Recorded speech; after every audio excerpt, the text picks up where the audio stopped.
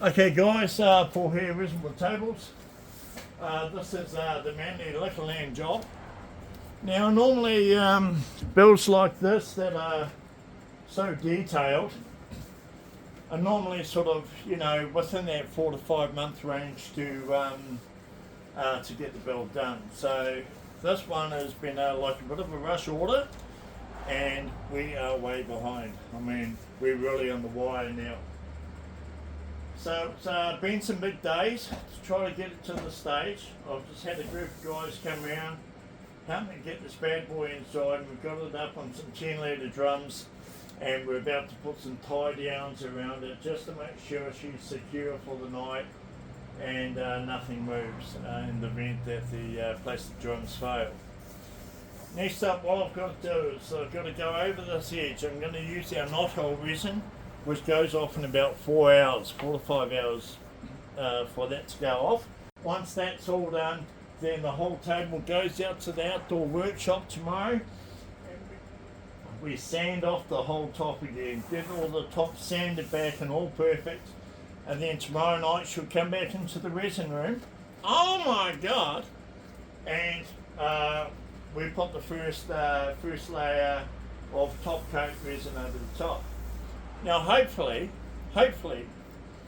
one layer is going to do me, depending on little imperfections that I might have to fix. But I'm hoping that once I get it all sanded tomorrow, we're going to be sweet as. Ideally, we normally leave our tables for at least a week before we transport them. This one's only going to be left for about 5 days. The other problem, which I still haven't worked out with this beast, is how we're actually going to mount the wine barrels underneath.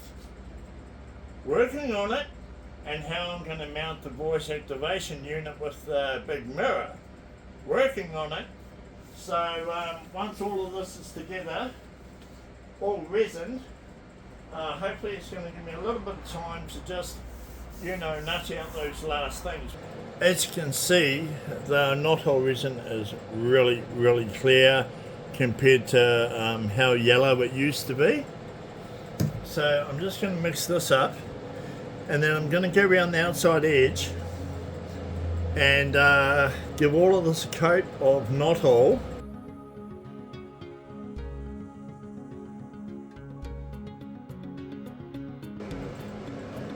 Okay guys, so just mixing up the resin now, and I've gone for 3.2 kilos of resin. I should have put my hardener in first, but I'm a bit of a muppet this morning. So 3.2, there's 1.6 of hardener, which will give me 4.8. I'm about to get down, get dirty, and get sticky. Okay guys, so pouring my coat on. All I have to do is go right up the guts, basically.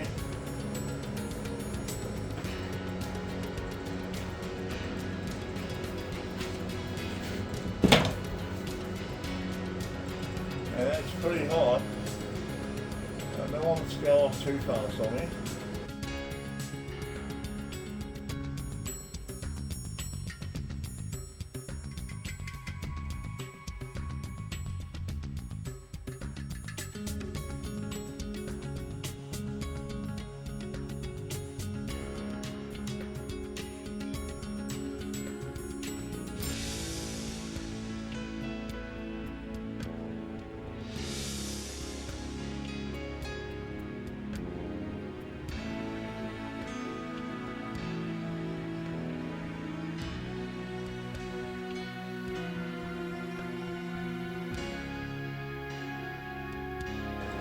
I haven't done on this table. I was going to put some channel markers in using wine corks, and I decided not to do that because I thought the distract from the table and make it look tacky. And also, Richie, I'm really sorry mate, but I didn't put the Manly sticker above Manly Beach, and the reason for that once again was, I think it just distracts from the table. but I'm going to make some stunning coasters, brother, and we'll have like a manly coaster here, and it's also future proofing. So like if you one day decide that you want to sell the table, you can sell the table and it's not covered with any logos or anything else.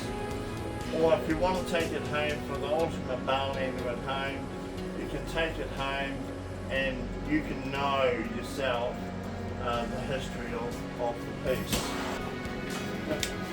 And the one over there,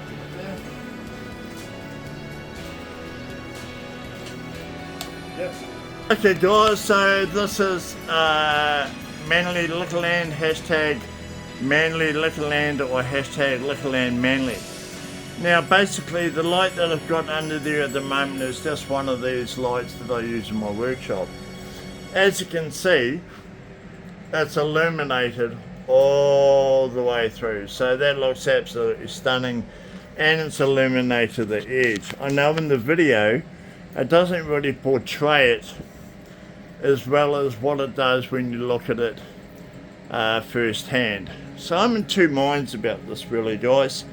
I'm sort of in the mindset that I might just go and get two 2-meter lights that'll fit under the edge of the table to illuminate the whole area, and just use standard lighting compared to using the voice activated system. Now the voice activated system does have a few really cool features and that sort of thing, but at the end of the day, for the amount of time that the light's going to be used, I think this is going to be absolutely epic.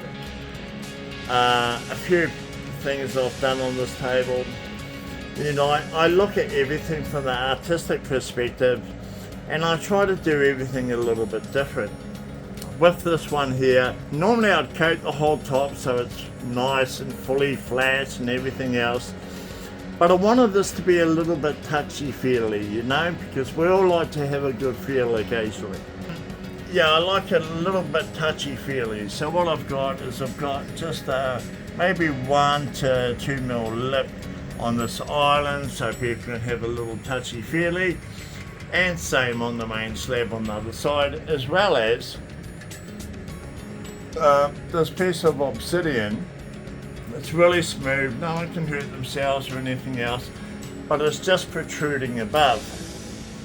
I'll turn off the lights and I'll just show you guys how really epic this piece is going to be. Hashtag manlyliquorland, hashtag liquorland manly. Liquorland Manly for your beers, wines and spirits. She is done. Final coat on the top and she is looking really, really cool. I'm very, very happy with how all of this has come up. We've got the deep ocean running off the edges here, down to a turquoise base, all fully shaped to make it look like water's flowing off the side of the table. Let's just go around the outside edge here for a little sneak peek of the top at the same time. Very happy with the effects, very, very happy with the coloration that I've got. But like all pieces, and being an artist, we're our own worst critic, okay? We always see things that, yeah, maybe we could have done this a bit better, or maybe we could have done that a bit better. But at the end of the day,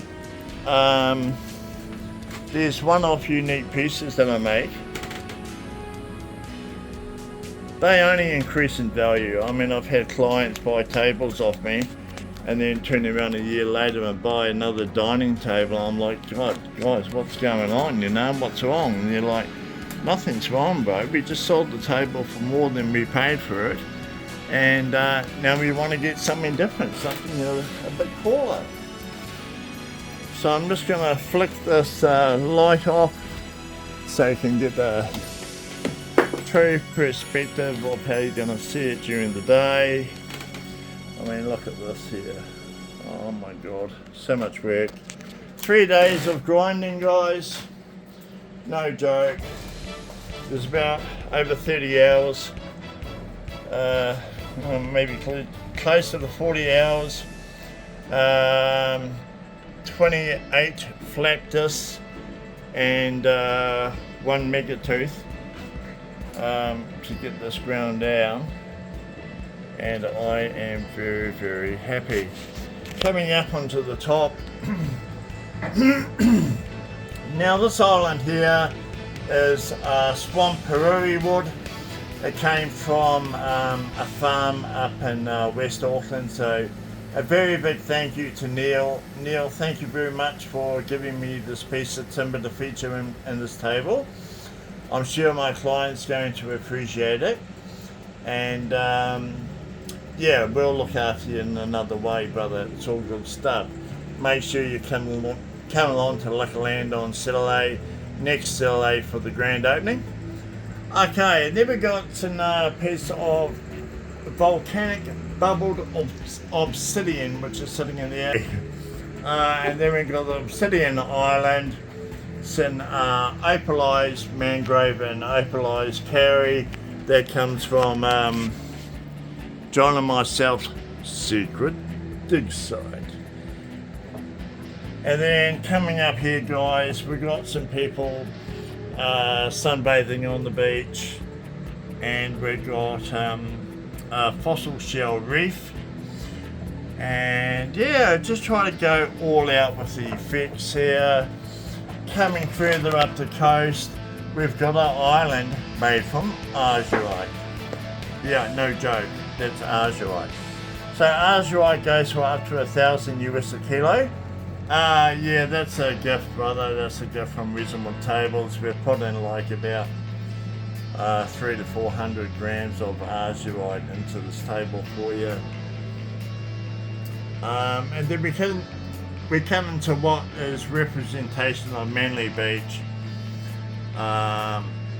Stunning blue ocean with the sand layers and sandbanks as we head out to the island of Manly. And then this is just like a artistic perspective of a reef and a like a deep hole in the ocean. Now, yes, I know what you're thinking. Hey Paul, you know, we're not in the Caribbean, mate.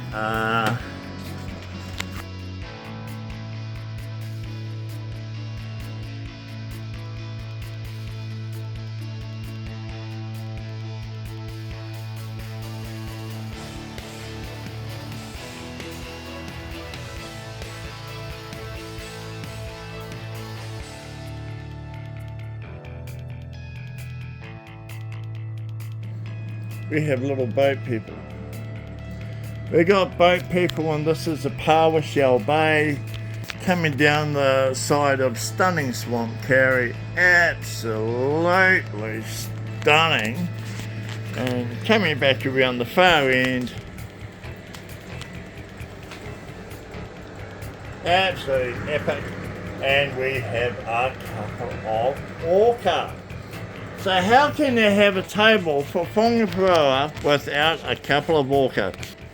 You've been around me a very long time, mate, and you've seen the builds that I've done. So how do you compare this? Yeah, it's pretty amazing, alright. Pretty impressive table. I mean, this is like a whole new evolution of the Cove project, for example. Yep. And it's an extension of what we did for Ocean Groove Cruises. I mean, Ocean Groove Cruises was cool, and we did a similar sort of effect on the edge, but it was very flat. It wasn't shaped and wavy like this. And Mel and the guys at Ocean Groove, I really hope you want some more tables, brother. I love to do you some tables for your vessel, so please save up your pennies. So that's me signing off, guys. Take a few photographs, and love ya.